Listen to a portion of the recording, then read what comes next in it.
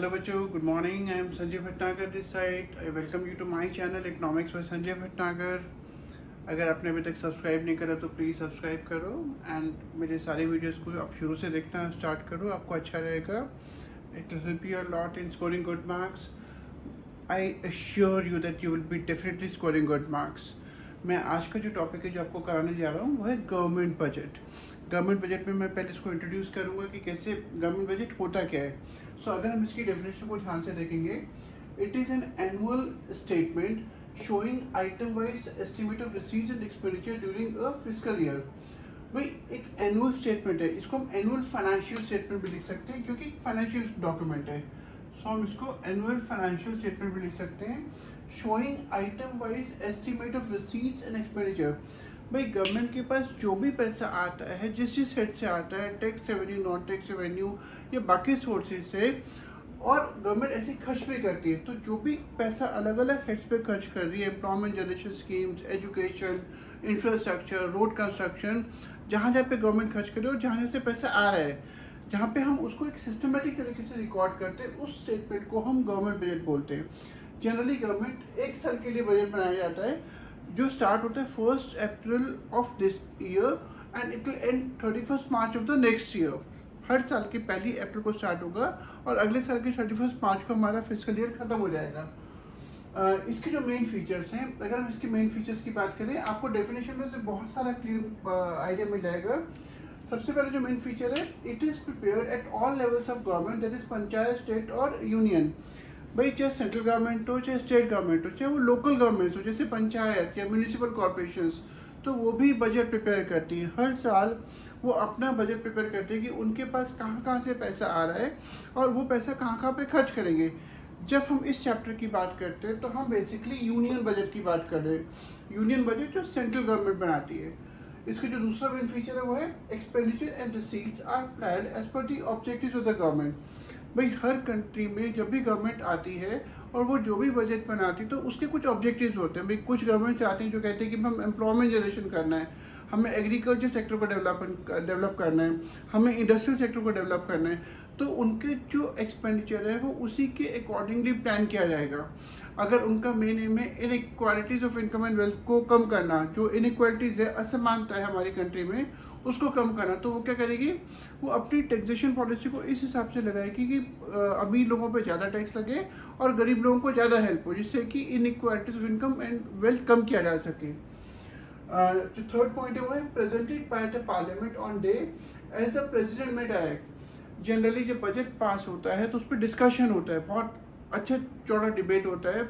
बहुत सारी पार्टीज़ के अलग अलग मेंबर्स जो होते हैं, अलग अलग पार्टीज़ के, वो उस पर डिबेट करते हैं. वो अपने व्यू पॉइंट्स रखते हैं कि ये कुछ क्लॉजेस ये होने चाहिए या नहीं होने चाहिए, इसमें ये चीज़ कवर नहीं करी गई.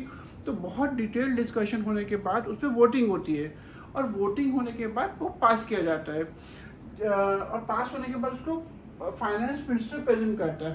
कंट्री का जो फाइनेंस मिनिस्टर है वो उस बजट को प्रेजेंट करेगा. जनरली जो बजट है वो फेब में 28 फेब के आसपास प्रेजेंट किया जाता है, बट इट में वेरी, ऐसा कोई फिक्स नहीं है. कुछ गवर्नमेंट इसको आगे या पीछे, मतलब 1 अप्रैल या 1 मार्च या उससे पहले भी प्रेजेंट कर सकती है. जैसी बजट अप्रूव हो जाता है वो 1 अप्रैल से वो इम्प्लीमेंट हो जाता है.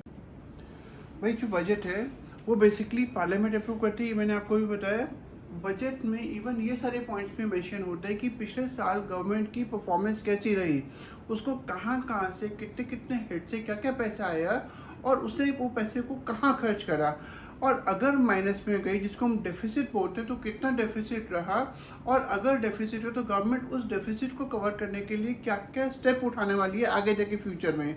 तो ये सारी की सारी चीज़ें बजट जब प्रेजेंट किया जाता है तो उस टाइम पे डिस्कस की जाती है. फाइनेंस मिनिस्टर पूरा जो उसका प्लान होता है वो उसको पार्लियामेंट के सामने प्रेजेंट करता है, डिस्कशन होता है और उसके बाद अप्रूवल होता है. जो जब गवर्नमेंट बजट के हम ऑब्जेक्टिव्स की बात करते हैं तो ऑब्जेक्टिव्स कई सारे टाइप के होते हैं. जनरली हम ऑब्जेक्टिव्स को 6-7 इम्पॉर्टेंट पॉइंट्स में डिवाइड करते हैं. ध्यान रखिएगा कि आपको इन पॉइंट्स में हर एक पॉइंट्स की प्रॉपर एक्सप्लेनेशन आनी चाहिए, क्योंकि बोर्ड में पिछले कुछ सालों में सिर्फ 1 या 2 पॉइंट को रिपीट एक्सप्लेन करने के लिए बोला जाता है. मतलब एक उन्होंने क्वेश्चन दे दिया एक्सप्लेन री एलोकेशन ऑफ रिसोर्सेज, एक आपको 3 मार्कर दे दिया, तो आपके पास इतना मैटर होना चाहिए कि आप इस पर 3 मार्कर आंसर लिख सकें। मैं आप इसका जो सबसे पहला ऑब्जेक्टिव है गवर्नमेंट बजट का, वो है री एलोकेशन ऑफ रिसोर्सेज।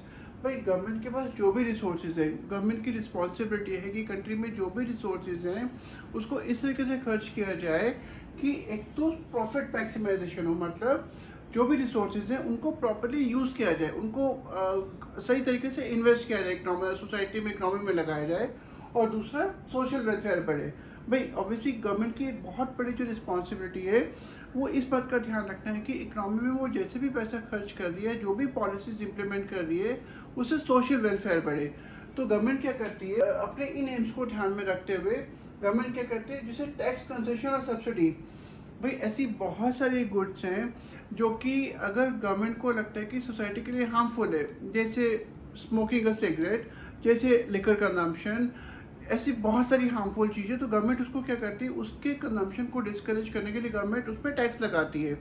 सिमिलरली ऐसी बहुत सारी चीज़ें जो गवर्नमेंट को लगता है सोसाइटी को फ़ायदा पहुंचा सकती है, जैसे हैंडीक्राफ्ट एंड खादी इंडस्ट्रीज़, तो गवर्नमेंट क्या करती है, वो ऐसी इंडस्ट्रीज़ को सब्सिडी देती है जिससे कि इन प्रोड्यूसर्स की जो प्रोडक्शन कॉस्ट है कम हो जाए, एम्प्लॉयमेंट जनरेशन हो और इनको फ़ायदा हो। सिमिलरली जो दूसरा पॉइंट है वो है directly producing goods and services. ऐसी बहुत सारी गुड्स हैं जो कि प्राइवेट सेक्टर हाथ डालना पसंद नहीं करता, क्योंकि प्राइवेट सेक्टर को लगता है कि उन इंडस्ट्रीज़ में फ़ायदा नहीं है, जैसे बिल्डिंग ऑफ रोड्स, जैसे जैसे कंस्ट्रक्शन ऑफ अ पार्क, जैसे पब्लिक टॉयलेट्स, जैसे नेशनल डिफेंस, यहाँ पे प्राइवेट सेक्टर को फ़ायदा नहीं दिखाई देता। तो अब इस तरह की गुड्स की जो प्रोडक्शन की रिस्पॉन्सिबिलिटी वो सीधा गवर्नमेंट की आती है। गवर्नमेंट इन सारे के सारे कामों को करने के लिए इनिशिएटिव लेती है, क्योंकि उसे पता है कि यहाँ पे प्राइवेट सेक्टर पार्टिसिपेट नहीं करेगा, क्योंकि यहाँ पे प्रॉफिट मोटिव नहीं है। ओके बच्चों, अभी मैं आपको डिस्कस कर रहा था कि गवर्नमेंट जितने भी पार्क्स हैं या नेशनल डिफेंस हैं या पब्लिक टॉयलेट्स हैं या रोड्स हैं वो सब कंस्ट्रक्ट करती है, इनको हम पब्लिक गुड्स बोलते हैं। पब्लिक गुड्स में बेसिकली क्या होता है, नॉन राइवलरस। पहले मैं आपको राइवलरस गुड बता रहा हूँ। राइवलरस गुड का मतलब होता है कि अगर एक कंज्यूमर एक गुड को कंज्यूम कर रहा है तो उसके कंजम्पशन करने के बाद वो गुड दूसरे के लिए नहीं बचेगी। सपोज मेरे पास एक चॉकलेट है, अगर मैं वो चॉकलेट खा रहा हूँ तो वो आपके लिए नहीं बचेगी। लेकिन ये जो गुड्स होती हैं, जैसे कि पब्लिक पार्क है, अगर एक बंदा सुबह मॉर्निंग वॉक के लिए गया है, तो इसका मतलब ये नहीं है कि उसका जो पब्लिक पार्क का यूसेज है वो किसी दूसरे कंज्यूमर के लिए कम हो जाता है, वो उसको ऐसे ही एंजॉय कर सकता है जैसे कि पहले वाले बंदे ने करा। तो इस तरीके से इसका मतलब क्या होगा कि they are non rivalrous, and दूसरा दे आर नॉन एक्सक्लूडेबल। भाई पब्लिक पार्क में you can not ban anybody, आप किसी को मना नहीं कर सकते उसके बेनिफिट को एंजॉय करने के लिए, आप किसी को एक्सक्लूड नहीं कर सकते। तो इसकी जो मेन फीचर है, दूसरा feature, that is they are non excludable. Okay बच्चों, जो दूसरा इंपॉर्टेंट पॉइंट है, जो गवर्नमेंट बजट का जो दूसरा इंपॉर्टेंट पॉइंट है वो है reducing inequalities in income and wealth. Government क्या करती है, वो अपनी टैक्स पॉलिसी को यूज़ करके, सब्सिडीज़ वगैरह को यूज़ करके वो इनकम इनइक्वालिटीज़ को और वेल्थ की इनइक्वालिटीज़ को कम करने की कोशिश करती है। तो गवर्नमेंट क्या करती है, जैसे कि गवर्नमेंट क्या कर रहा है, लग्जरी गुड्स हैं, महंगी महंगी कार्स हैं, या जो महंगे महंगे 5 स्टार होटल्स में जाना है, या महंगी महंगी जगहों पे खाना खाना, इन सब चीज़ों पे गवर्नमेंट ज़्यादा टैक्सें लगा देगी।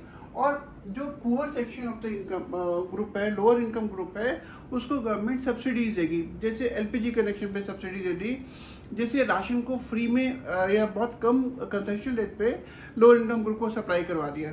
तो इस तरीके से गवर्नमेंट रिचेस्ट सेक्शन को ज़्यादा टैक्स करेगी और लोअर इनकम ग्रुप को ज़्यादा सब्सिडीज देगी और inequalities of income and wealth को कम करने की कोशिश करती है। तो जब थर्ड जो टॉपिक है, वो हमारा थर्ड जो ऑब्जेक्टिव है वो हमारा है, गवर्नमेंट क्या करती है, अपने बजट को यूज़ करके, बजटरी पॉलिसीज़ को यूज़ करके इकनॉमी में स्टेबिलिटी लाने की कोशिश करती है। अगर आपको याद हो, हमने इनकम डिटर्मिनेशन और एग्री की डिमांड की यूनिट में पढ़ा था कि अगर मार्केट में डिमांड बढ़ जाती है मनी सप्लाई के बढ़ने से, तो एक्सेस डिमांड हो जाएगा, इन्फ्लेशन होना स्टार्ट हो जाएगा। और अगर डिमांड कम हो जाती है मनी सप्लाई के कम होने से, तो डेफिशिएंट डिमांड हो जाएगा, मतलब इकनॉमी में प्रॉब्लम्स आनी स्टार्ट हो जाती है। तो गवर्नमेंट क्या करती है, वो मार्केट को ऑब्जर्व करते हुए इस तरीके से एनालाइज करती है कि मार्केट में वो इकोनॉमिक स्टेबिलिटी ला सके।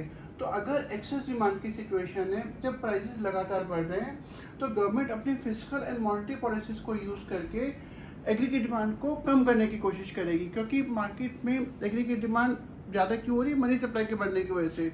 तो वो अपने टैक्सेस बढ़ा देगी, पब्लिक एक्सपेंडिचर कम कर देगी, जिसकी वजह से एग्री की डिमांड कम होगी और कम होते होते नॉर्मल डिमांड हो जाएगी।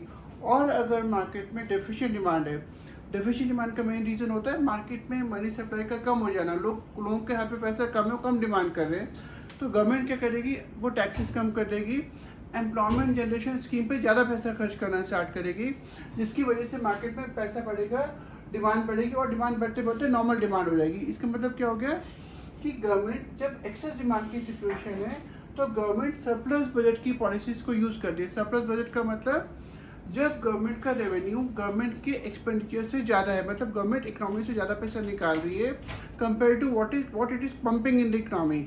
और अगर मार्केट में डेफिशिएंट डिमांड है तो गवर्नमेंट डेफिसिट बजट की पॉलिसी को यूज़ करती है, मतलब गवर्नमेंट खर्चा ज़्यादा कर रही है और पैसा रेवेन्यू कम कर रही है, जिसकी वजह से जो डेफिशिएंट डिमांड है वो ठीक होना स्टार्ट हो जाएगा। अब आगे बच्चों अगला ऑब्जेक्टिव जो गवर्नमेंट का नेक्स्ट ऑब्जेक्टिव है, नेक्स्ट इंपॉर्टेंट ऑब्जेक्टिव है, वो है मैनेजमेंट ऑफ पब्लिक एंटरप्राइजेस। भाई पब्लिक एंटरप्राइज क्या होता है, जो कंपनीज गवर्नमेंट के कंट्रोल में है, जैसे भारत हेवी इलेक्ट्रिकल लिमिटेड, जैसे gas authority of India limited, आपने गेल के नाम से जानते होंगे, जैसे steel authority of India limited, MTNL, MMTC, ये सारी की सारी पब्लिक सेक्टर कंपनीज हैं। भाई अब इन कंपनीज में गवर्नमेंट का अरबों रुपया लगा हुआ है, तो गवर्नमेंट की कहीं ना कहीं रिस्पॉन्सिबिलिटी बन जाती है कि वो सबसे बेस्ट पॉसिबल एफिशिएंट तरीके से इन एंटरप्राइज को रन करे और इनकी एफिशिएंसी बढ़ाए, इनकी प्रॉफिटेबिलिटी बढ़ाए, क्योंकि यहाँ पे लाखों लोग एम्प्लॉयड होते हैं, करोड़ों रुपए गवर्नमेंट का लगा होता है। तो गवर्नमेंट अपनी बजटरी पॉलिसीज़ को यूज़ करके जो भी पॉलिसीज़ वो बनाती है वो इस तरीके से बनाती है कि ये कंपनीज ये एंटरप्राइजेस प्रॉफिट अर्न करे, सोशल वेलफेयर बढ़े, एम्प्लॉयमेंट जनरेशन बढ़े, प्रॉफिटेबिलिटी बढ़े और एक पूरी सोसाइटी को फ़ायदा हो। बट जो अगला पॉइंट है गवर्नमेंट ऑब्जेक्टिव का जो मेन पॉइंट है वो है इकोनॉमिक ग्रोथ। डेफिनेशन ध्यान से सुनिएगा। Economic growth can be defined as sustained increase in country's real income over a period of time. यहाँ पे हम क्या बात कर रहे हैं, हम बात कर रहे हैं सस्टेन्ड का मतलब होता है continuous increase.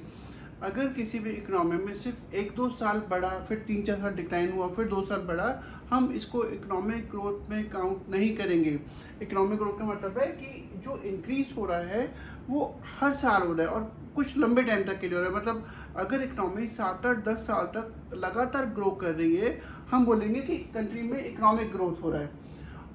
And in country's real income, ध्यान रखिएगा कि रियल इनकम का मतलब होता है जो इकोनॉमी में एक्चुअल आउटपुट का प्रोडक्शन हो रहा है वो बढ़ना चाहिए। इनकम बढ़ रही है पर इनकम के बढ़ने का मेन फैक्टर प्राइस है, तो वो हमारा रियल इनकम नहीं माना जाएगा, वो इंक्रीज इनकम माना जाएगा, but because of increase in prices. Country का इकोनॉमिक ग्रोथ जब हम डिफाइन करते हैं तो हम बात करते हैं रियल इनकम की, नॉट द मनी इनकम। जो इकोनॉमिक ग्रोथ में जो अगला कॉन्सेप्ट आता है वो है it make policies to encourage savings and investment. भाई गवर्नमेंट जितनी भी पॉलिसीज बनाती है वो इस तरीके से बनाती है कि इकोनॉमी में इंफ्रास्ट्रक्चर डेवलपमेंट हो, इन्वेस्टमेंट बढ़े, इंडस्ट्री में कैपिटल गुड्स इंडस्ट्री इस्टेब्लिश हो, सेविंग इन्वेस्टमेंट। जब लोग ज़्यादा सेव करेंगे तो वो ज़्यादा इन्वेस्ट करेंगे, जब वो ज़्यादा इन्वेस्ट करेंगे तो ऑब्वियसली इकोनॉमिक ग्रोथ का प्रोसेस तेज हो जाएगा। तो जो भी पॉलिसीज बनाई जाती हैं उनका मेन फोकस होता है कैपिटल गुड्स को इम्प्रूव करना, इंफ्रास्ट्रक्चर डेवलपमेंट करना, सेविंग्स को इंक्रीज करना, इन्वेस्टमेंट बढ़ाना और कंट्री की रियल इनकम को एक लंबे पीरियड तक लगातार ग्रोथ के प्रोसेस पर रखना, जिससे कि इकोनॉमी आगे बढ़ती रहे। Again, the most and one of the most important objective, the last objective of government budget is to reduce regional disparities. भाई हमारी कंट्री में कुछ ऐसे स्टेट्स हैं जैसे पंजाब, हरियाणा, महाराष्ट्र, केरला, तमिलनाडु जो बहुत डेवलप्ड हैं, वहाँ पे आउटपुट, प्रोडक्शन, एम्प्लॉयमेंट सब कंपैरेटिवली बहुत अच्छे हैं। लेकिन कुछ ऐसे स्टेट्स हैं जैसे बिहार या जैसे झारखंड या जैसे छत्तीसगढ़ या जैसे इस तरह के जो स्टेट्स, जैसे उड़ीसा के कुछ एरियाज जहाँ पे कि अभी इकोनॉमिक ग्रोथ का प्रोसेस थोड़ा स्लो है। तो गवर्नमेंट क्या करती है, वो अपने टैक्सेशन पॉलिसीज़ को यूज़ करके, सब्सिडीज़ को यूज़ करके ऐसे स्टेट्स में ज़्यादा पैसा लगाती है जो बैकवर्ड है। जो प्राइवेट सेक्टर है उनको अलग अलग टाइप के इंकरेजमेंट देती है, जैसे टैक्स कंसेशन दे दिया, जैसे उनको सब्सिडीज़ दे दी, जैसे उनको इलेक्ट्रिसिटी फ्री कर दी, और उनको ट्रांसपोर्टेशन या बैंकिंग फैसिलिटीज़ या लोन बहुत ईजी टर्म्स में दे दिया। तो गवर्नमेंट क्या करती है कि वो प्राइवेट सेक्टर को इनकरेज करती है to set up their industries in backward areas. और जो रिचर स्टेट्स हैं उनको ज़्यादा टैक्स लगाती है और पूरा स्टेट्स में ज़्यादा पैसा लगाती है, जिससे कि जो कंट्री का जो इम्बैलेंस है रीजनल डेवलपमेंट का वो ठीक हो जाए और सारे के सारे स्टेट एक साथ ग्रो करें। ओके बच्चों, फिर अभी हमने करा गवर्नमेंट बजट, उसके मेन ऑब्जेक्टिव्स क्या होते हैं। अब हम कर रहे हैं बजट के अंदर के कंपोनेंट्स क्या होते हैं। तो अगर हम बजट के कंपोनेंट्स को दो पार्ट में डिवाइड करें, एक है बजटेड एक्सपेंडिचर, मतलब वो सारे का सारा पैसा जो गवर्नमेंट खर्च कर रही है वो हम यहाँ ले रहे हैं बजटेड एक्सपेंडिचर। और जो पैसा गवर्नमेंट के पास आ रहा है इन डिफरेंट फॉर्म्स, टैक्स या नॉन टैक्स रेवेन्यू या अदर टाइप का जो भी गवर्नमेंट का पैसा आ रहा है, उसको हम बजटेड रिसीट्स में काउंट कर रहे हैं। अब अगर हम बजटेड एक्सपेंडिचर को दो पार्ट में डिवाइड करते हैं, एक होता है रेवेन्यू एक्सपेंडिचर और एक होता है कैपिटल एक्सपेंडिचर। ये मैं आपको भी बताऊंगा कि क्या होता है। जो दूसरा कंपोनेंट है बजट रिसीट, उसको भी अगर हम ऐसे ही दो पार्ट में डिवाइड करते हैं, revenue receipts and capital receipts.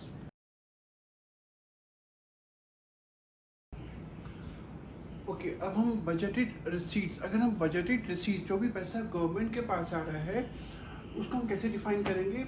All the receipts which either creates a liability for the government और रिड्यूसेस असेट, मतलब जब भी गवर्नमेंट का पैसा आता है या तो गवर्नमेंट की कोई लायबिलिटी क्रिएट हो रही है, जैसे कि सपोज गवर्नमेंट ने बोरो करा। अगर गवर्नमेंट बोरो करती है तो बोरो करने का मतलब है कि उसको पैसा बाद में पे करना है, मतलब गवर्नमेंट की एक लायबिलिटी क्रिएट हो गई। या फिर कोई असेट कम हो गया, असेट कम हो गया का मतलब है कि सपोज गवर्नमेंट के पास कोई पब्लिक सेक्टर कंपनी की ओनरशिप थी, उसने उसको पार्ट में या फुल में किसी प्राइवेट सेक्टर को बेच दिया, तो गवर्नमेंट की ओनरशिप या असेट्स कम हो गए। तो इस पैसा गवर्नमेंट के पास आ रहा है बट गवर्नमेंट के असेट कम हो रहे हैं, तो इस तरह की जो रिसीट्स हैं उनको हम कैपिटल रिसीट्स में काउंट करते हैं। कैपिटल रिसीट्स को अगर हम डिटेल में एक्सप्लेन करें, अगर एक क्वेश्चन आता है आपके पास राइट है 4 मार्कर ऑन कैपिटल रिसीट, तो आपको पहले तो कैपिटल रिसीट को डिफाइन करना है। Capital receipts are those receipts which either create a liability for the government और reduces assets. The 4 main components of capital receipts are, पहला है borrowings from IMF, international monetary fund, world bank. अगर आपने कभी इसको सुनो, पहले IBRD बोलते हैं, IBRD। Loan from foreign governments and institutions, government जहाँ से भी पैसा बोरो करती है, चाहे वो इंटरनेशनल मॉनेटरी फंड हो, चाहे वो वर्ल्ड बैंक हो, चाहे एशियन डेवलपमेंट बैंक हो, फॉरेन गवर्नमेंट हो, फॉरेन इंस्टीट्यूशंस, क्योंकि बोरोइंग करने से गवर्नमेंट की लायबिलिटी क्रिएट हो जाती है। तो ये क्योंकि लायबिलिटी क्रिएट हो रही है तो कैपिटल रिसीट काउंट होगा। इसी तरीके से रिकवरी ऑफ लोन, भाई सपोज गवर्नमेंट ने किसी को लोन दिया हुआ था, तो गवर्नमेंट का एक असेट था वहाँ पर, लेकिन जैसे ही वो लोन रिकवर हो गया, मतलब या तो जिससे भी लोन लिया हुआ था उसने उसको पार्ट पेमेंट कर दिया, पूरा पेमेंट कर दिया, तो गवर्नमेंट का असेट उतने अमाउंट से कम हो गया। तो recovery of loan is resulting into reduction of asset, it will be called as capital receipt, क्योंकि यहाँ पे असेट कम हो रहा है। जो थर्ड कंपोनेंट है वो है अदर रिसीट्स पे काउंट करते हैं, जैसे डिसइन्वेस्टमेंट। पर डिसइन्वेस्टमेंट जैसे कि sale of shares of public sector undertaking, भाई गवर्नमेंट के पास बहुत सारी कंपनीज हैं, जैसे Bharat heavy electrical limited, steel authority of India limited, MMTC, ऐसी बहुत सारी पब्लिक सेक्टर कंपनी जो गवर्नमेंट के कंट्रोल में है। अब अगर गवर्नमेंट उन कंपनीज की पार्ट ओनरशिप को प्राइवेट सेक्टर को बेचता है, तो गवर्नमेंट का पैसा आ रहा है, लेकिन पैसे के आने से गवर्नमेंट के असेट्स कम हो रहे हैं। तो disinvestment results into reduction in assets, it will be called as capital receipt. जो दूसरा पार्ट है स्मॉल बोरोइंग्स, भाई गवर्नमेंट क्या करती है, जैसे हम लोगों ने पैसा पोस्ट ऑफिस में जमा कराया, पोस्ट ऑफिस जो है वो गवर्नमेंट का डिपार्टमेंट है, तो ये गवर्नमेंट की बोरोइंग मानी जाएगी और गवर्नमेंट की एक लायबिलिटी क्रिएट हो जाती है। जब हम पैसा पोस्ट ऑफिस में जमा कराते हैं तो गवर्नमेंट की लायबिलिटी क्रिएट हो जाती है कि गवर्नमेंट को वो पैसा हमको बाद में पे करना है, क्योंकि लायबिलिटी क्रिएट हो रही है, ये कैपिटल रिसीट्स है। अब बजटरी रिसीट्स का जो अभी मैंने आपको बताया, अभी आपको बताया कैपिटल रिसीट। अब हम लोग डिस्कस करेंगे रेवेन्यू रिसीट्स। अगर आप रेवेन्यू रिसीट्स को ध्यान से डिफाइन करें, these are those receipts which neither create a liability, मतलब गवर्नमेंट की कहीं पर भी लायबिलिटी क्रिएट नहीं हो रही, पैसा आ रहा है गवर्नमेंट के पास पर लायबिलिटी क्रिएट नहीं हो रही, या ही ना ही कोई असेट कम हो रहा है। तो इस तरह की जो भी रिसीट्स गवर्नमेंट के पास आती है उसको हम बोलते हैं रेवेन्यू रिसीट। भाई जैसे इसका एग्जांपल ले, फॉर एग्जांपल टैक्सेस, जब इंडिविजुअल्स या कंपनीज गवर्नमेंट को टैक्स पे करते हैं तो गवर्नमेंट की कोई भी लायबिलिटी क्रिएट नहीं होती। Government is under no obligation to do something for the people और for the institutions because they are paying taxes. कोई ऐसी लायबिलिटी नहीं है। टैक्स तो एक अमाउंट है जो आपको पे करना ही करना है, आप डायरेक्ट बेनिफिट को एक्सपेक्ट नहीं कर सकते। तो taxes do not create a liability for the government. जैसे डोनेशंस हैं, ग्रांट्स हैं, हमें बाहर की कंट्री से कोई डोनेशन मिल रहा है, आईएमएफ से, वर्ल्ड बैंक से, यूनाइटेड नेशन से, तो जो भी पैसा हमको डोनेशन की फॉर्म में मिलता है वो गवर्नमेंट की कोई लायबिलिटी क्रिएट नहीं हो रही, ना ही कोई असेट कम हो रहा है। इस तरह की रिसीट्स को हम बोलते हैं revenue receipt which neither create a liability nor reduces assets are called revenue receipt. हम रेवेन्यू रिसीट को दो पार्ट में डिवाइड कर सकते हैं। एक है टैक्स रेवेन्यू, जब गवर्नमेंट को पैसा आ रहा है टैक्सेस की फॉर्म में, और एक है नॉन टैक्स रेवेन्यू, गवर्नमेंट का पैसा आ रहा है but it is not coming in the form of taxes, taxes की फॉर्म में नहीं आ रहा। अगर गवर्नमेंट टैक्स को छोड़ के किसी और सोर्स से पैसा रिसीव करती है तो वो हम नॉन टैक्स रेवेन्यू में काउंट करते हैं। सो बेटे अगर अभी हमने पढ़ा रेवेन्यू रिसीट, अब रेवेन्यू रिसीट को फिर मैंने भी आपको डिस्कस किया था कि हम रेवेन्यू रिसीट को भी दो पार्ट में डिवाइड कर सकते हैं। एक था टैक्स रेवेन्यू, एक था नॉन टैक्स रेवेन्यू। अगर हम टैक्स रेवेन्यू को डिफाइन करते हैं तो tax revenue refers to total sum of all receipts from taxes and other duties imposed by the government। वो सारे का सारा रेवेन्यू जो गवर्नमेंट के पास आ रहा है या तो टैक्स की फॉर्म में आ रहा है या बाकी कोई ड्यूटीज़ की फॉर्म में, जैसे बाकी और गवर्नमेंट बहुत सारी इंपोर्ट ड्यूटी, एक्साइज ड्यूटी लगाती है, तो जो भी पैसा गवर्नमेंट के पास आ रहा है वो हमारा टैक्स रेवेन्यू काउंट होगा। अब भाई टैक्स होता क्या है, व्हाट इज़ अ टैक्स, ये एक 1 मार्क का क्वेश्चन आता है कि टैक्स होता क्या है। तो आप इसको ऐसे डिफाइन कर सकते हैं, tax is a compulsory payment, एक ऐसी compulsory payment which individuals and companies have to pay to the government, जो इंडिविजुअल्स और कंपनीज को गवर्नमेंट को पे करनी पड़ती है without reference to any direct benefit in return. हम यहाँ पे कंपनीज या इंडिविजुअल्स ये नहीं बोल सकते कि उनको उसके बदले में कुछ चाहिए। टैक्स तो आपको गवर्नमेंट को पे करना ही करना है, आप उनसे कोई डायरेक्ट बेनिफिट को एक्सपेक्ट नहीं कर सकते। अगर हम टैक्स को दो पार्ट में डिवाइड करें टैक्स रेवेन्यू को, एक होता है डायरेक्ट टैक्सेस, एक होता है इनडायरेक्ट टैक्सेस। ओके बेटा, डायरेक्ट टैक्सेस होता क्या है? डायरेक्ट टैक्सेस अगर हम इसकी डेफिनेशन को ध्यान से पढ़ें, so these are the taxes imposed by the government on property in individuals. भाई गवर्नमेंट या तो इंडिविजुअल्स पे लगा रही है, इंडिविजुअल्स की प्रॉपर्टी इनकम पे, या कंपनीज की प्रॉफिट पे लगा रही है, and the burden can not be shifted to others, और उसका जो बर्डन है वो किसी और पे शिफ्ट नहीं किया जा सकता। मतलब जिस पर टैक्स लग रहा है उसी को उसका टैक्स पे करना है, वो उसके बर्डन को किसी और पे शिफ्ट नहीं कर सकता। इसका मतलब क्या हो गया कि अगर हम इस डेफिनेशन को ध्यान से देखें, लायबिलिटी टू पे जिस पर टैक्स लग रहा है एंड एक्चुअल बर्डन, और जो उसका एक्चुअल बर्डन है वो उसी बंदे को बियर करना पड़ेगा जिस पर वो लग रहा है।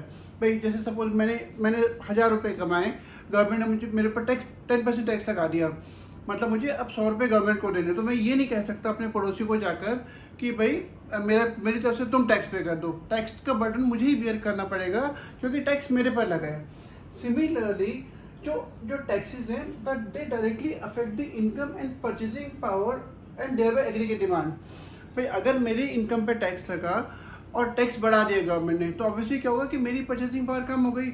मैं जब कम डिमांड करूंगा, जो मेरा कंजम्पशन एक्सपेंडिचर है कम हो जाएगा। और अगर आपको लास्ट यूनिट याद हो जहाँ पे कि हमने एग्रीगेट डिमांड पे जो चीज़ें अफेक्ट करती है वो पढ़ा था, तो एग्रीगेट डिमांड कम हो जाएगी क्योंकि मेरा कंजम्पशन एक्सपेंडिचर कम हो गया, और मेरा कंजम्पशन एक्सपेंडिचर इकोनॉमी की टोटल एग्रीगेट डिमांड का एक कॉम्पोनेंट है। नेक्स्ट टॉपिक हमारा है इनडायरेक्ट टैक्सेस। भाई डायरेक्ट टैक्सेस में क्या था कि जिस पर टैक्स लग रहा है उसी को उसका बर्डन बेयर करना है, वो किसी और को जाके नहीं कह सकते कि मेरा टैक्स पे कर दो। इनडायरेक्ट टैक्सेस में थोड़ा सा कॉन्सेप्ट अलग है, जिस पर टैक्स लगता है, जिस पर्सन या एंटिटी पे टैक्स लगता है, लेकिन उसका जो बर्डन है वो कोई और बेयर करता है। मतलब अगर हम इसको डिफाइन करेंगे, these are the taxes which are imposed on one person entity. Entity मतलब कोई भी इंस्टीट्यूशन या प्रोड्यूसर या जो भी प्रोडक्शन में इन्वॉल्व है, and the burden of the tax is borne by others, मतलब वो टैक्स का बर्डन एक्चुअली किसी और को बियर करना पड़ रहा है, जिस पर टैक्स लग रहा है उसको इसका बर्डन बियर नहीं करना पड़ रहा। भाई सीधा सा एग्जांपल है गुड्स एंड सर्विसेज टैक्स, जिसको हम जीएसटी बोलते हैं। गुड्स एंड सर्विसेज टैक्स लगता है प्रोड्यूसर पे, एक्चुअल में वो टैक्स प्रोड्यूसर को पे करना चाहिए, लेकिन प्रोड्यूसर क्या करता है, वो उसको गुड्स की कीमत में इंक्लूड करता है और उसको अपने कंज्यूमर पे ट्रांसफ़र कर देता है। तो सपोज अगर मैं आपको एग्जांपल दूं, किसी गुड की कीमत 100 रुपीज़ है और गवर्नमेंट ने उस पर टैक्स लगा दिया 10 रुपीज़ का। प्रोड्यूसर ने क्या करा, उसकी प्राइस बढ़ा के 100 से 110 करी, 100 से 110 करी और कंज्यूमर पर पूरा बर्डन शिफ्ट कर दिया। मतलब अब जो एक्चुअल टैक्स है, जो बर्डन है, वो कंज्यूमर बियर कर रहा है, वो प्रोड्यूसर बियर नहीं कर रहा। इसका मतलब क्या होगा कि जो लायबिलिटी है जिस पर टैक्स लग रहा है और जो एक्चुअल बर्डन है वो दो अलग अलग लोगों में बढ़ रहा है। ये इस तरह के टैक्सेस को हम इनडायरेक्ट टैक्सेस बोलते हैं। कई बार क्वेश्चन आते हैं 3 marker, differentiate in between direct taxes and indirect taxes. Direct और इनडायरेक्ट टैक्सेस के बीच में डिफ्रेंशिएट करो। तो मैंने आपको बता रखा है कि हमेशा जो भी डिफरेंसेस आते हैं आपको हमेशा टैबुलर फॉर्म में बनाने हैं, आपको पॉइंट्स फॉर्म में डिफरेंसेस नहीं लिखने। टीचर्स इस बात को पसंद नहीं करते। अब ये क्वेश्चन एट द मोस्ट 3 या 4 मार्क का रहेगा। तो सबसे पहले जो डिफरेंस है वो है इम्पैक्ट। भाई डायरेक्ट टैक्सेस में जनरली जो इम्पैक्ट आता है वो आता है इंडिविजुअल एंड कंपनीज पे, जिसका अफेक्ट आता है वो इंडिविजुअल एंड कंपनीज पे आता है। लेकिन इनडायरेक्ट टैक्सेस का जो अफेक्ट आता है वो आता है बेसिकली गुड्स एंड सर्विसेज पे, जो टैक्स जिस पे लग रहा है, मतलब अगर गुड्स एंड सर्विसेज पे टैक्स लग रहा है तो मतलब कंज्यूमर कहीं ना कहीं बियर कर रहा है। इसमें जो बर्डन शिफ्ट है, डायरेक्ट टैक्सेस का burden can not be shifted, जिस पर टैक्स लगता है उसी को उसका बर्डन बियर करना है। लेकिन जो इनडायरेक्ट टैक्सेस है जैसे जीएसटी, इसका बर्डन शिफ्ट किया जा सकता है। मैंने आपको अभी बताया कि अगर टैक्स लग रहा है प्रोडक्शन पे, गुड्स पे, तो प्रोड्यूसर क्या करता है, उस पूरे टैक्स को वो कंज्यूमर पे ट्रांसफर कर देता है। So burden can be shifted. तीसरा point, nature. Direct taxes are generally progressive. Progressive का मतलब होता है कि जैसे जैसे इनकम बढ़ती है वैसे वैसे टैक्स का परसेंटेज बढ़ता है। They are generally progressive. जो इनडायरेक्ट टैक्सेस होते हैं दे आर जनरली प्रोपोर्शनल, मतलब उनका जो टैक्स का परसेंटेज है वो फिक्स है, चाहे गुड 100 रुपये की हो, चाहे 1000 की हो, चाहे लाख की हो। जनरली जो इनडायरेक्ट टैक्सेस हैं उनका रेट फिक्स रहता है 10%, चाहे irrespective of the price. Then जो कवरेज है, दे हैव लिमिटेड रीच। भाई इंडिया में हार्डली 20-22% लोग टैक्स पे करते हैं, स्पेशली जो डायरेक्ट टैक्सेस है, क्योंकि उनकी जो रीच है लिमिटेड है। बहुत कम लोग हैं जो अपनी इनकम को रिपोर्ट करते हैं। लेकिन जो इनडायरेक्ट टैक्सेस हैं उनकी रीच अनलिमिटेड होती है। भाई अब आप सीधी सी बात है कि गुड्स एंड सर्विसेज तो हर कंज्यूमर खरीदता है, इंडिया में रहने वाले सारे लोग गुड्स एंड सर्विस को खरीदते हैं। तो कहीं ना कहीं directly indirectly they are paying taxes to the government. उनका बर्डन, उनको टैक्स पे करना ही करना है। मतलब जो इनडायरेक्ट टैक्सेस है they have got unlimited reach, वो बहुत बड़े पॉपुलेशन के बहुत बड़े पार्ट को वो कवर करते हैं। बच्चों अभी हमने करा टैक्स रेवेन्यू, अब हम कर रहे हैं non tax revenue. Non tax revenue का जो सबसे पहला कंपोनेंट है वो है इंटरेस्ट। भाई गवर्नमेंट ने सपोज प्राइवेट इंस्टीट्यूशंस को या अदर दूसरी एजेंसीज को या स्टेट गवर्नमेंट को लोन दिया।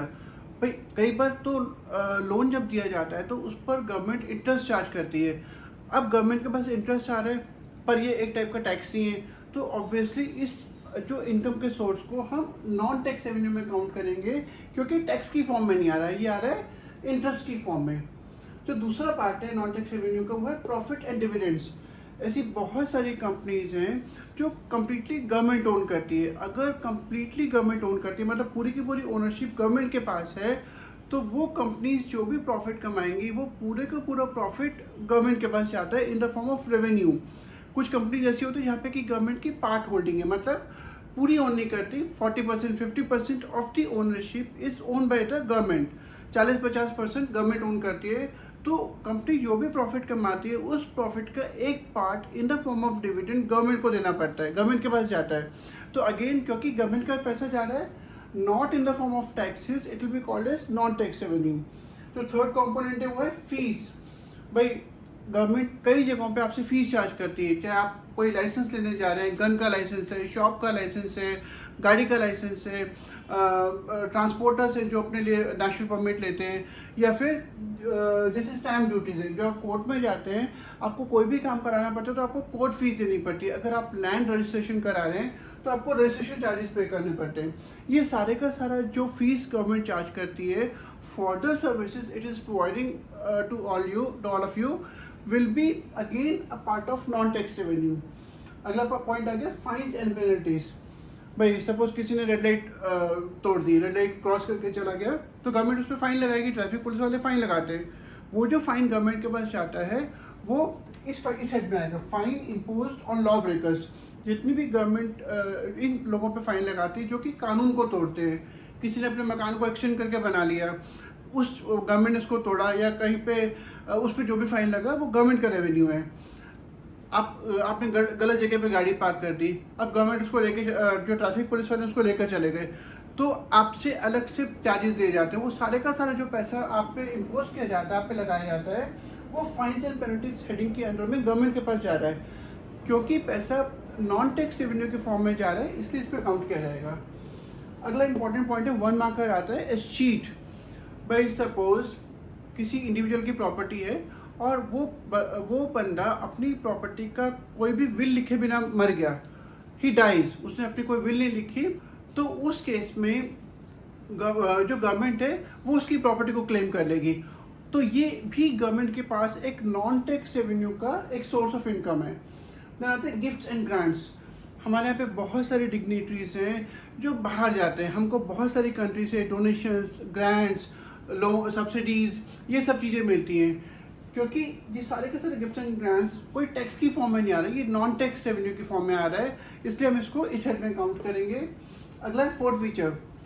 भाई सपोज 2 इंडिविजुअल्स आपस में कोई कॉन्ट्रैक्ट किया हुआ था, पर उसको कॉन्ट्रैक्ट को माना नहीं, एक ने कॉन्ट्रैक्ट माना नहीं, तो गवर्नमेंट उस पर कोई फाइन लगाएगी। वो फाइन गवर्नमेंट के पास जाएगा इन the form of fourth feature. ये ऐसे बहुत सारे केसेस होते हैं जहाँ पे कि आपने अपनी जो भी कमिटमेंट गवर्नमेंट के साथ करी थी वो आपने फुलफिल नहीं करी अंडर लॉ, तो गवर्नमेंट आप पे फाइन लगाएगी। उस केस में हम इसको बोलते हैं फोर्थ फीचर। तो आता है स्पेशल असेसमेंट फी। ऐसा कई बार होता है कि गवर्नमेंट ने सपोज कहीं पर कोई कॉलोनी है, कोई फ्लैट है, कोई सोसाइटी है, पास में कोई बहुत बड़ा प्रोजेक्ट बनाया, सपोज एक मेट्रो स्टेशन बनवा दिया या कोई फ्लाईओवर बना दिया, जिसकी वजह से उस प्रॉपर्टी के रेट बहुत ज़्यादा बढ़ गए। अब जो प्रॉपर्टी ओनर्स है उनको फ़ायदा हो रहा है, लेकिन उन्होंने कुछ नहीं करा इसके लिए, तो गवर्नमेंट क्या करती है, वो एक स्पेशल असेसमेंट फीस लेवी करती है, वो इनसे चार्ज करेगी, क्योंकि इनको फ़ायदा हुआ without any effort on their part. उन्होंने कुछ भी नहीं करा पर फिर भी उनको फ़ायदा हुआ, तो गवर्नमेंट कुछ केसेस में गवर्नमेंट क्या करती है, उनसे part of total expenditure recover करती है इन the form of special assessment fee. Again government का नॉन टैक्स रेवेन्यू का पार्ट है। ओके बच्चों, जो अगला पॉइंट ऑफ डिफरेंस है वो हम अब कर रहे हैं रेवेन्यू रिसीट और कैपिटल रिसीट का। आपको टेबल बनाना है, टेबल में आपको मेनली ये बेसिस याद करने हैं। अगर आपने बेसिस याद है तो आप फिर उसको आराम से डिफ्रेंशिएट कर सकते हैं। तो सबसे पहले जो बेस है वो है मीनिंग का। रेवेन्यू रिसीट में neither create liability nor reduces asset. जब गवर्नमेंट के पास पैसा आता है तो ना ही गवर्नमेंट की कोई लायबिलिटी क्रिएट हो रही है, ना ही कोई असेट कम हो रहा है।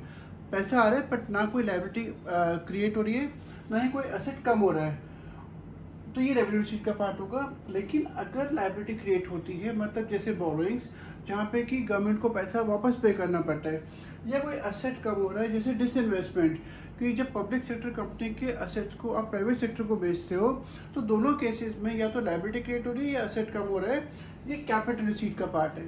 तो जो दूसरा मेन पॉइंट है वो है नेचर। भाई जो रेवेन्यू रिसीट्स होते हैं वो रेगुलर एंड रेकरिंग होते हैं, वो रिपीट होते हैं। जैसे टैक्स पेमेंट्स है तो आपको रेगुलर करनी ही करनी है, जैसे जो इस तरह की जो भी पेमेंट्स हैं वो जो आपको रेगुलर करनी है, वो सारे का सारा रेवेन्यू रिसीट का पार्ट है। कैपिटल रिसीट ये इरेगुलर होते हैं, नहीं नॉन रेकरिंग होते हैं, ये आप रिपीटेडली नहीं करते। जो थर्ड पॉइंट है वो है फ्यूचर ऑब्लिगेशन। रेवेन्यू रिसीट में there is no future obligation to return the amount. Government की ऐसी कोई फ्यूचर ऑब्लिगेशन नहीं कि वो पैसे को वापस पे करना है। जो गवर्नमेंट का टैक्स रेवेन्यू है तो टैक्स गवर्नमेंट वापस कभी नहीं पे करती, तो इस तरह का कोई फ्यूचर ऑब्लिगेशन नहीं होता। लेकिन कैपिटल रिसीट में स्पेशली कुछ टाइप की कैपिटल रिसीट्स होती हैं, जैसे कि बोरोइंग में गवर्नमेंट को पैसा वापस पे करना पड़ता है, so there are future obligations in case of certain receipts like borrowing. इसका जो एग्जांपल है tax and non tax revenue. भाई रेवेन्यू रिसीट में पैसा आता है तो tax and non tax revenue में आप कई सारे उसके जो हेड्स के एग्जांपल है आप दे सकते हो। कैपिटल रिसीट में बोरोइंग्स, रिकवरी ऑफ लोन्स, ये सारे का सारा आपका कैपिटल रिसीट का एग्जाम्पल है। तो इस तरीके से इन 4 पॉइंट्स के बेसिस पर आप revenue receipt and capital receipt में डिफ्रेंशिएट कर सकते हो। ओके बच्चों, अभी तक हम कर चुके हैं बजट के 2 पार्ट थे, बजटेड एक्सपेंडिचर, बजटेड रिसीट। हमने बजटेड रिसीट के फिर 2 पार्ट करे, revenue receipt, capital receipt. Revenue receipt के 2 पार्ट थे, tax revenue, non tax revenue, और कैपिटल रिसीट के पार्ट थे borrowing, recovery of loans, other receipt जिसमें डिसइन्वेस्टमेंट एंड स्मॉल बोरोइंग्स आता है। तो ये पार्ट अभी तक हम कर चुके हैं। अब जो हमारा नेक्स्ट स्टेप है वो है revenue expenditure and capital expenditure को एक्सप्लेन करना। ओके बच्चों, बजटेड एक्सपेंडिचर में जो सबसे पहला पॉइंट हम डिस्कस करें वो है कैपिटल एक्सपेंडिचर। भाई कैपिटल एक्सपेंडिचर का मतलब है कि अब गवर्नमेंट यहाँ पे पैसा खर्च कर रही है, तो जब गवर्नमेंट पैसा खर्च करती है तो उस पैसे के खर्च करने से या तो असेट क्रिएट हो रहा है, मतलब जैसे मेट्रो स्टेशन बनवा दिए या फ्लाईओवर बनवा दिए या ब्रिजेस बना दिए या स्कूल कॉलेजेस की बिल्डिंग बना दी, तो गवर्नमेंट का असेट क्रिएट हो रहा है, तो ये कैपिटल एक्सपेंडिचर का पार्ट है। या फिर गवर्नमेंट की लायबिलिटी कम हो रही है, जैसे कि गवर्नमेंट ने सपोज कोई लोन ले रखा था IMF से, वर्ल्ड बैंक से, फॉरेन गवर्नमेंट से, वो लोन को वापस पे कर दिया, तो यहाँ पे गवर्नमेंट की लायबिलिटी कम हो रही है, या तो असेट क्रिएट हो रहा है या लायबिलिटी कम हो रही है, इसलिए इसको हम बोलेंगे कैपिटल एक्सपेंडिचर। तो आप इसके एग्जांपल में आप ये लिख सकते हैं कंस्ट्रक्शन ऑफ अ फ्लाईओवर, क्योंकि असेट क्रिएट हो रहा है तो गवर्नमेंट ये कैपिटल एक्सपेंडिचर है। और रीपेमेंट ऑफ लोन, गवर्नमेंट ने जो लोन ले रखा था उसको वापस पे कर दिया, तो लायबिलिटी कम हो रही है, अगेन कैपिटल एक्सपेंडिचर है। जो कैपिटल एक्सपेंडिचर के मेन फीचर्स होते हैं वो होते हैं दे आर नॉन रिकरिंग, वो रेपिटेटिव नहीं होते, बार बार रिपीट नहीं होते। भाई एक बार एक जगह फ्लाईओवर बन गया तो फिर उधर से वो काम हो चुका है, वहाँ पे आप दोबारा आप कहीं और बनेगा अगर बनेगा तो। Then they act to capital stock. Capital stock होता है जब गवर्नमेंट वो इस तरीके से पैसा खर्च करती है जिससे कि कंट्री की प्रोडक्टिव कैपेसिटी बढ़ती है। भाई जैसे गवर्नमेंट ने नया डैम बनाया तो बहुत सारे फार्मर्स को प्रोडक्शन में हेल्प मिलेगी, या नया फ्लाईओवर बनवाया तो कम्पिटिशन बहुत इजी हो जाएगा। तो इस तरीके से जो भी काम जो गवर्नमेंट की प्रोडक्टिव कैपेसिटी को बढ़ाते हैं उस तरह के एक्सपेंडिचर को हम कैपिटल एक्सपेंडिचर में काउंट करते हैं। अगला है कंस्ट्रक्शन, जैसे ये एग्जांपल मैं आपको ऑलरेडी दे चुका हूँ, फ्लाईओवर ब्रिजेस का सेम चीज़ आप लिख सकते हैं। ओके बच्चों, अभी हमने करा कैपिटल एक्सपेंडिचर, अब हम करें रेवेन्यू एक्सपेंडिचर। अगर आप रेवेन्यू एक्सपेंडिचर के डेफिनेशन को ध्यान से देखेंगे, expenditure which neither create an asset, भाई गवर्नमेंट ने पैसा खर्च करा पर कोई असेट क्रिएट नहीं हुआ, nor reduces liability of the government, ना ही कोई गवर्नमेंट की लायबिलिटी कम हुई, ना असेट क्रिएट हो रहा है ना लायबिलिटी कम हो रही है, इस तरह के एक्सपेंडिचर को हम रेवेन्यू एक्सपेंडिचर में काउंट करेंगे। अगर आप इसके एग्जांपल ध्यान से देखेंगे, जैसे पेमेंट ऑफ सैलरीज है, भाई जो गवर्नमेंट एम्प्लॉयज़ है, गवर्नमेंट उनको जो भी सैलरी पे कर रही है, यहाँ पे कोई गवर्नमेंट की ऑब्लिगेशन कम नहीं हो रही। या गवर्नमेंट जैसे स्टेट्स को हेल्थ ग्रांट्स दे रही है या डोनेशंस दे रही है या इस तरह की कोई भी हेल्प कर रही है, तो वो गवर्नमेंट का रेवेन्यू एक्सपेंडिचर में काउंट होगा। जैसे ओल्ड एज लोगों को या रिटायर्ड लोगों को पेंशन पे कर रही है, अगेन यहाँ पे गवर्नमेंट की कोई लायबिलिटी कम नहीं हो रही, तो ये रेवेन्यू एक्सपेंडिचर का पार्ट है। अगर हम रेवेन्यू एक्सपेंडिचर को ध्यान से देखेंगे तो इसके जो मेन फीचर्स हैं दे आर रिकरिंग, भाई सैलरीज आपको हर महीने पे करनी है, पेंशन आपको हर महीने पे करनी है, तो इसका मतलब है कि वो रिपीट हो रहा है। They are incurred on normal functioning of the government, भाई जैसे गवर्नमेंट ने पब्लिक पार्क्स का मेंटेनेंस है या हेल्थ सर्विसेज प्रोवाइड कराना है या एजुकेशन सर्विसेज प्रोवाइड कराना है या लॉ एंड ऑर्डर पे पैसा खर्च करना है, तो ये गवर्नमेंट के जो रोज़मर्रा के काम हैं गवर्नमेंट उन पे पैसा खर्च करती है। तो इसलिए क्योंकि ना कोई असेट की लायबिलिटी पे कोई भी इफेक्ट नहीं आ रहा, इसलिए हम इसको रेवेन्यू एक्सपेंडिचर काउंट करके चलेंगे। बच्चों, हमने अब रेवेन्यू एक्सपेंडिचर और कैपिटल एक्सपेंडिचर कर लिया, अब हम उसका करेंगे differentiate in between revenue expenditure and capital expenditure. 3 to 4 mark का क्वेश्चन आएगा, आपको टेबल बना के उसको प्रेजेंट करना है। तो सबसे पहला बेसिस है वो है meaning. Revenue expenditure neither create an asset, पैसा खर्च करने से असेट क्रिएट नहीं हो रहा, ना ही कोई लायबिलिटी कम हो रही है, जबकि कैपिटल एक्सपेंडिचर में या तो असेट क्रिएट होता है या लायबिलिटी कम होती है। जिसका दूसरा बेस है वो है, दूसरा पर्पस वो है normal functioning of the government. Revenue expenditure जो रोज़मर्रा के खर्चे हैं गवर्नमेंट के, salaries, law and order, health services, education, maintenance of public park, इस तरह की चीज़ों पे जो पैसा खर्च किया जाता है वो रेवेन्यू एक्सपेंडिचर का पार्ट है। लेकिन अगर गवर्नमेंट कोई कंस्ट्रक्शन वर्क कर रही है, construction of metros, railways, schools, colleges, dams, bridges, ये सारे का सारा कैपिटल एक्सपेंडिचर का पार्ट है। अगला पॉइंट है नेचर। भाई रेवेन्यू एक्सपेंडिचर रेकरिंग होते हैं। जैसे इसके एग्जांपल में आप देख सकते हो, जो सैलरीज या पेंशन है वो गवर्नमेंट को हर महीने पे करना ही करना है, तो दे आर रेकरिंग, वो रिपीट हो रहा है। जो कैपिटल एक्सपेंडिचर है वो नॉन रेकरिंग होता है। जैसे कंस्ट्रक्शन ऑफ फ्लाईओवर, मैंने अभी आपको एग्जांपल दिया था कि अगर एक जगह फ्लाईओवर बन गया तो वहाँ पे वो काम हो चुका है, फिर वो अगर बनेगा तो कहीं और बनेगा, तो ये नॉन रेकरिंग एक्सपेंडिचर माना जाता है। बच्चों, हम किसी भी कंट्री की जो बजट है उसको हम 3 तरीके से स्टडी कर सकते हैं, तो हम या उसको 3 तरीके से बांट सकते हैं। तो सबसे पहले आता है सरप्लस बजट। भाई गवर्नमेंट है, गवर्नमेंट के पास पैसा आ भी रहा है और गवर्नमेंट पैसा खर्च भी कर रही है, तो अगर गवर्नमेंट के पास पैसा आ ज़्यादा रहा है और खर्चा कम है, तो उस केस में क्योंकि गवर्नमेंट की अर्निंग ज़्यादा है तो हम बोलेंगे सरप्लस बजट। हम इसको ऐसे भी लिख सकते हैं, total expenditure is less than total receipt. Suppose example के तौर पे गवर्नमेंट ने 100 रुपये खर्च करे पर गवर्नमेंट के पास 200 रुपये आए, तो हमारे पास आ ज़्यादा रहे, तो इसका मतलब है कि गवर्नमेंट 100 रुपये सरप्लस में है। जो दूसरा इसका पार्ट है वो है डेफिसिट बजट। डेफिसिट बजट क्या होता है? जब गवर्नमेंट खर्चा ज़्यादा कर रही है और गवर्नमेंट का रेवेन्यू कम आ रहा है। जैसे सपोज गवर्नमेंट ने 200 रुपये खर्च करे पर आया सिर्फ 100 रुपये था, तो गवर्नमेंट -100 में चली गई, तो इसका मतलब है कि गवर्नमेंट के पास इतना डेफिसिट हो गया, इतना पैसा कम हो गया। जो थर्ड पार्ट है वो है बैलेंस बजट। भाई जितना पैसा खर्च करा और जितना पैसा आया दोनों बराबर है। 100 रुपये खर्च करे, 100 रुपये आए, तो गवर्नमेंट यहाँ पे हम बोलेंगे बैलेंस बजट है।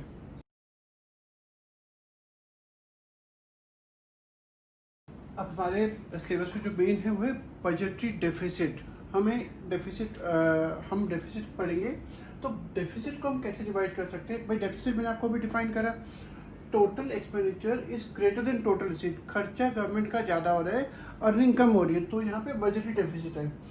बजटरी डेफिसिट 3 टाइप का होता है। पहला डेफिसिट है रेवेन्यू डेफिसिट, दूसरा है फिस्कल डेफिसिट, तीसरा है प्राइमरी डेफिसिट। बच्चों जो सबसे पहला है वो है revenue deficit.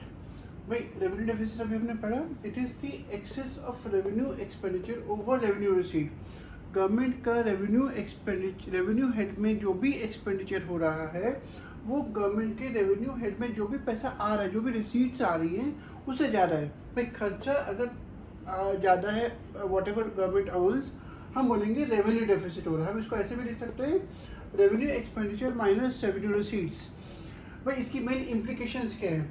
It shows the inability of the government to manage its finances. जो गवर्नमेंट है वो अपने रोज़मर्रा के फाइनेंसेस को भी प्रॉपरली मैनेज नहीं कर पा रही है, मतलब it is not capable enough. कहीं ना कहीं गवर्नमेंट को प्रॉब्लम्स हो रही है अपने फाइनेंसेस को मैनेज करने में। दूसरा मीन्स गवर्नमेंट इज सेविंग। भाई जब खर्चा ज़्यादा कर रही है गवर्नमेंट, तो इसका मतलब है कि गवर्नमेंट अपनी सेविंग्स डिससेविंग में जा रही है, क्योंकि उसका खर्चा उसकी अर्निंग से ज़्यादा हो रहा है। और जब ऐसा होता है कि जब खर्चा अर्निंग से ज़्यादा हो रहा होता है, तो गवर्नमेंट के पास कोई ऑप्शन नहीं होता बट टू बोरो। गवर्नमेंट को लोन लेना पड़ता है, और अगर गवर्नमेंट लोन लेती है तो गवर्नमेंट का प्रिंसिपल पेमेंट और इंटरेस्ट पेमेंट बढ़ता चले जाता है।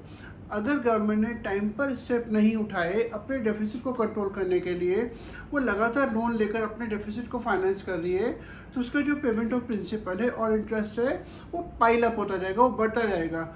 और एक ऐसा पॉइंट आ सकता है कि जब गवर्नमेंट बहुत बुरी तरह से डेट ट्रैप में फंस सकती है। गवर्नमेंट के लिए एक तरह से वार्निंग सिग्नल का काम करता है। यहाँ पर अगर डेफिसिट बहुत ज़्यादा बढ़ जाता है तो गवर्नमेंट के लिए वार्निंग सिग्नल का काम करता है कि गवर्नमेंट को एकदम से स्टेप्स उठाने चाहिए, या तो अपने खर्चे को कम करे या अपने रेवेन्यू को बढ़ाए। तो इस तरीके से वो जो भी माइनस में जा रही है उसको पूरा कर सकती है। ओके बच्चों, जो अगला डेफिसिट है वो है फिस्कल डेफिसिट। भाई अगर हम फिस्कल डेफिसिट को इसके फॉर्मूला से डिफाइन करेंगे तो कैसे कर सकते हैं? It is the excess of total budgeted expenditure over total budgeted receipts excluding borrowings. तो ये इसका डेफिनेशन भी बन जाती है और इसका पहला फॉर्मूला भी टोटल बजटेड एक्सपेंडिचर, गवर्नमेंट जो भी पैसा खर्च कर रही है माइनस टोटल बजटेड रिसीट्स, जो भी पैसा गवर्नमेंट के पास आ रहा है बोरोइंग्स को हटाकर। जब हम इनको कैलकुलेट करेंगे हमारे पास फिस्कल डेफिसिट आएगा। इसका मतलब क्या होगा? अगर आप ध्यान से देखेंगे तो इस फॉर्मूला को हम ऐसे भी लिख सकते हैं, टोटल बजटेड एक्सपेंडिचर। भाई एक्सपेंडिचर के 2 पार्ट थे, एक था रेवेन्यू एक्सपेंडिचर, एक था कैपिटल एक्सपेंडिचर। तो हम इन दोनों को प्लस करेंगे, हमारे पास ये आ जाएगा माइनस, ये वाला minus total budgeted receipts. Receipts के भी 2 पार्ट है, revenue receipt and capital receipt. बाकी एक्सक्लूडिंग बोरिंग हमने एज इट इज उतार दिया। तो हम revenue expenditure plus capital expenditure bracket minus revenue receipt plus capital receipt excluding boring, हमारे पास फिस्कल डेफिसिट आएगा। तो इसका थर्ड फॉर्मूला है वो है भाई, आप एक तो ये काम कर सकते हैं कि इस रेवेन्यू एक्सपेंडिचर में से ये रेवेन्यू रिसीट माइनस कर दें, तो हमने ये कर दिया, तो ये आ गया रेवेन्यू डेफिसिट। अभी रेवेन्यू डेफिसिट आया, जो दूसरा है capital expenditure minus capital receipt excluding boring, तो ये हमारे पास एक तरह से कैपिटल डेफिसिट आ जाएगा। तो revenue deficit plus capital deficit excluding boring, हमारे पास फिस्कल डेफिसिट आ जाएगा। अगर कई बार न्यूमेरिकल में आपको दिया जाता है, आपको सिर्फ बोरिंग्स का फिगर दिया जाता है, तो आपको क्या करना है, आप फिस्कल डेफिसिट हमेशा बोरिंग्स के बराबर को, मतलब आपको कोई कैलकुलेशन नहीं करनी। अगर बोरिंग्स दिया तो आप सीधा उठा के फिस्कल डेफिसिट की जगह पे लिख सकते हैं।